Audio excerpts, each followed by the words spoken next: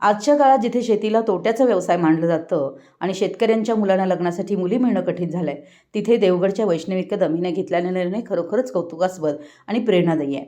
माजी खासदार राजू शेट्टी हे देवगड येथे आंबा व काजू बागायतदार शेतकऱ्यांच्या मेळाव्यासाठी गेले होते. त्यावेळेस वैष्णवी व तिच्या वडिलांनी शेट्टी यांना त्या मेळाव्यात भेटून लग्नपत्रिका दिली. लग्नपत्रिका देत असताना वैष्णवीने मोठ्या उत्साहाने सांगितलं की साहेब, मी इंजिनिअरिंगमधील उच्च शिक्षित मुलगी आहे, मात्र मी शेतकरी मुलाबरोबर लग्न करण्याचं ठरवलं आहे. त्यामुळे माझ्या लग्नाला येऊन तुम्हाला आशीर्वाद द्यावेच लागतील. त्यावेळेस तिचा तो आत्मविश्वास आणि तिने घेतलेला निर्णय ऐकून क्षणभर मी स्थिरावलो. आज आपल्या समाजासमोर एक भीषण वास्तव उभा आहे.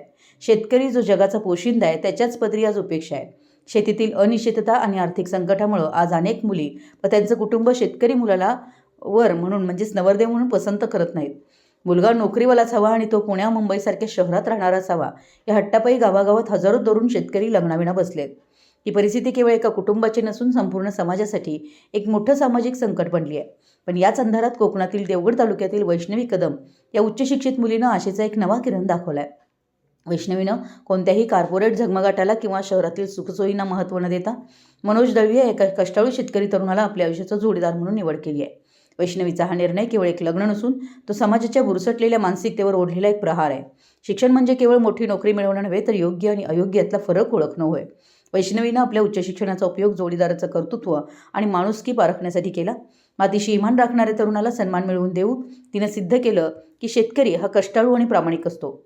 जेव्हा उच्च शिक्षित मुली अशा प्रकारे पुढाकार घेतील तेव्हाच शेतकऱ्यांकडे पाहण्याचा समाजाचा दृष्टिकोन बदलेल.